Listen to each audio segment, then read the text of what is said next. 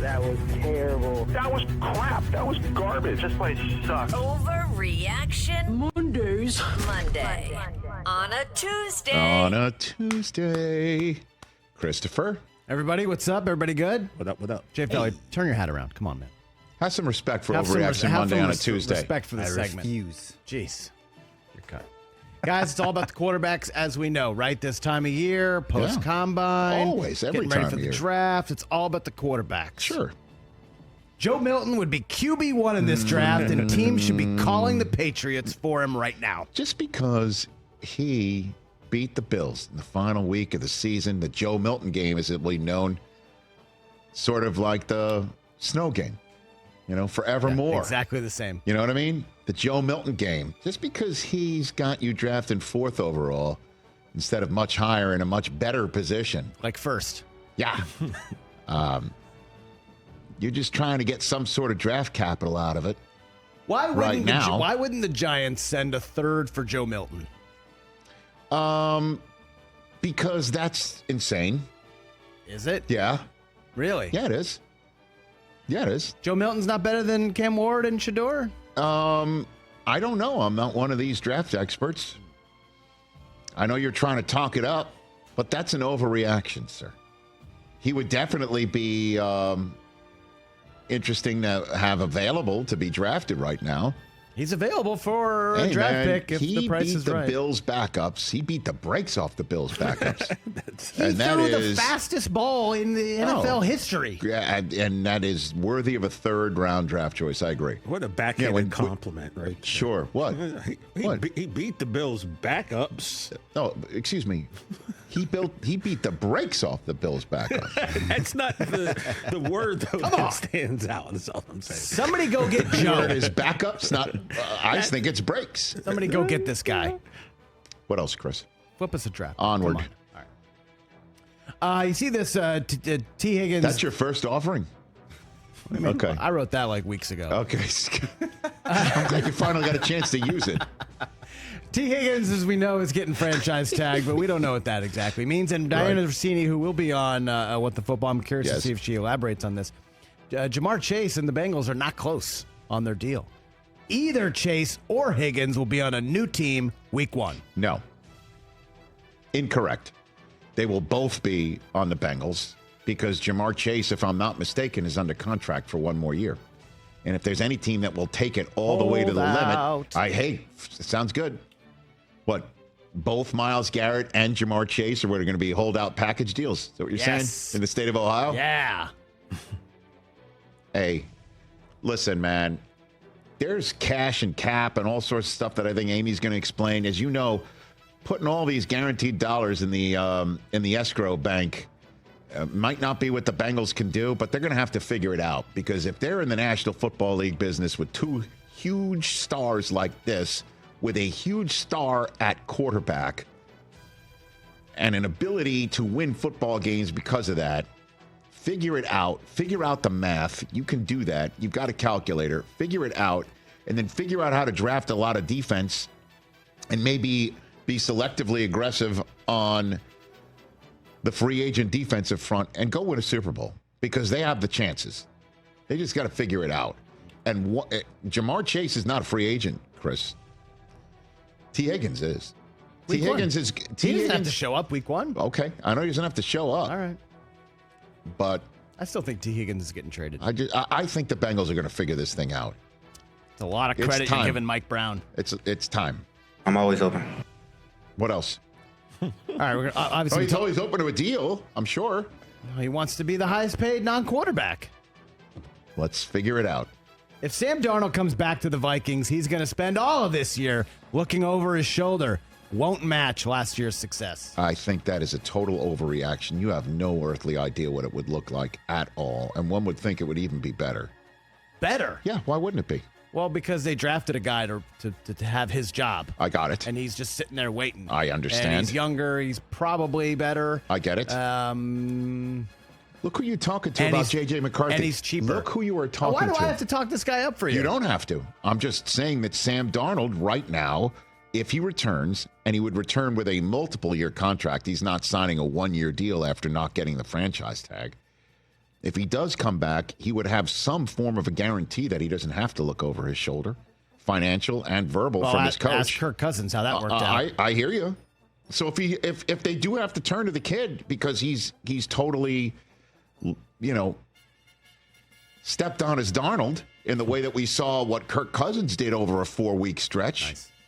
You know what I mean? So I'll call this a total overreaction that you're sitting here saying there's no chance that he's going to be better. Why would he want to go back and have because all the of this coach going is on? amazing. That's There's amazing why. coaches all over the place. Well, not one. They got a raving. Oh, pardon me. You have a reigning coach of the year who is stupendous with quarterbacks. And if you sign for 2-3 years, make your scratch to the point where you feel pretty darn comfortable, like, say, a Baker Mayfield deal, and you can start winning again and again, then maybe when you're 29, you're free and you hit it even bigger with a spot where you're now more comfortable to leave. And J.J. McCarthy, it's his time. Why not willingly put yourself in the position of being the Rodgers to this guy's Jordan Love? Yeah, go to Vegas and end your career there. You could, but, is it as good as what you currently have? I don't know. That's what he's going to have to figure out over the next week or two, pal.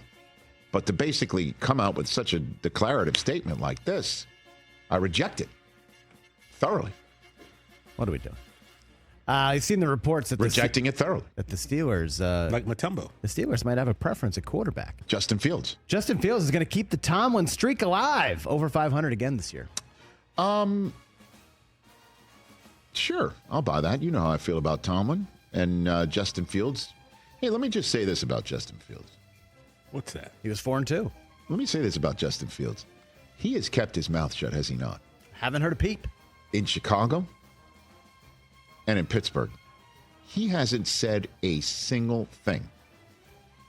And he has handled himself with the utmost of professionalism in that regard. Yeah. Kind of impressive.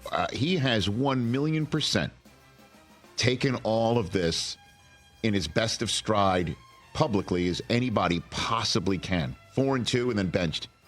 And then the other guy comes in and takes them to a 10-3 and then hardly wins a game the rest of the year. And he doesn't say a word. And now it's time for that team that benched him at 4-2 to say to him, we still want you here. Stay by your phone, man. I may need you. Exactly. Great drop. Perfect. Yeah. And now he's in a position where he could be the week 1 starter for the Pittsburgh Steelers in 2025? Seems likely. Okay. Don't forget, Roman Wilson is there, and he had a whole washout of an injury-marred season. The top passing connection of the national champion Michigan Wolverines hardly played it down this past year for Minnesota and Pittsburgh. So I'll buy this. Okay. I'll say Okay. yay to that. Right. Not an overreaction. Last week, we got so excited because it was reported that Belichick and UNC was going to do the offseason Hard Knocks. That's awesome. Not anymore, huh? Now today, no dice. So after fumbling this bag. Fumbling the bag. And other teams' reluctance, we are nearing the end of Hard Knocks. I will say this is an overreaction. We are not nearing the end of Hard Knocks. How dare you? This is not a shot or anything. It just seems like Hard Knocks has kind of run its course. Well, what we need is some incentive to lower the bar on the goaltending by these teams when the edits come out of the edit bay. We want to see stuff. Yeah. And I think, the Giants ruined it. They didn't ruin it. You know what who needs to save it, if you will? Your idea wasn't a bad one. I think Howie Roseman. I still think it's a great idea, but To show how it's done. Yeah, waiting for somebody to step forward. I'm not even talking about offseason. I'm worried that even the preseason is over. You know, we always get Howie, I think it's right after the draft, right? That's the tradition unlike any other. Yep. And so I will ask Howie about this. It'll be too late. Too late by for the then. offseason version. But me saying to him, you know what his response would be? I'm like, you should do this to show how it's done. And he would basically say, I show how it's done by creating parades. That sounds like something Howie Roseman would say. But I'll just say we're not at the end of Hard Knocks because the league still wants it, and the league has... The teams don't want it. The owners don't want it. Too bad. It's going to happen again this fall. I mean, this summer. And it'll happen again in the fall. By the way, the in-season Hard Knocks was terrific. Yeah, that was fun. The AFC North was really well done. But they had to make it a whole division because one team didn't want to do it. Then that's what they'll do. What do you think Belichick was going to save Hard Knocks? Bill Belichick? I do think he was going to save Hard Knocks. Yeah, well, I do. What else you got? You got one more over there? Yeah, one more. Okay. What do you got? Do you think we need one more?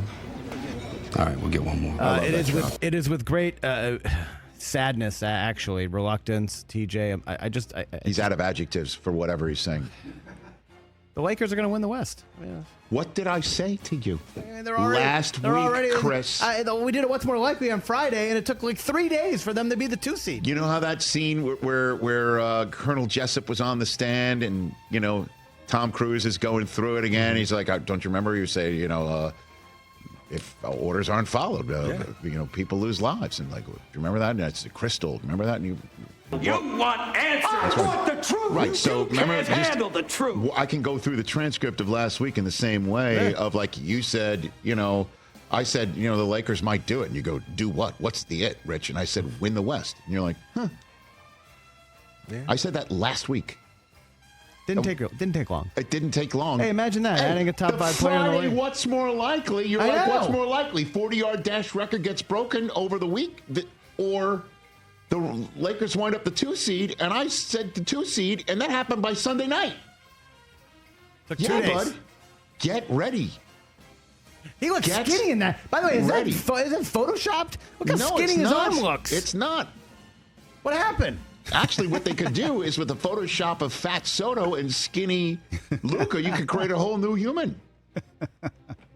Like the clones on Luka Severance. Soto. You could create a whole new Luka Soto. Yeah, we knew Soto wasn't fat, though. I hate everything. Guess what? It's coming. It's coming. Ugh. The Lakers will win the West. It's happening. Over the Warriors? Get ready. In 7? Maybe. Who knows? But it's the Lakers. How do the Lakers beat the Nuggets? How do they? Mm-hmm. The same way they just beat the brakes off of them 2 weeks ago. Yeah, but in Denver, in the playoffs, snapping a 9-game win streak for the Nuggets Jokic? at the time. Who's stopping Jokic on that team? Whatever. I don't know if he's got enough around. There you go. I'm just not like the Lakers do. I'm just throwing this out there. I might be a Lakers fan now. I'm running point. Absolutely I'm running not. point. Everybody, people texting me about, hey man, you're a Netflix comedy superstar, and I say you're correct. Catch the Rich Eisen Show live weekdays from 12 to 3 p.m. Eastern on Roku Sports Channel in the U.S.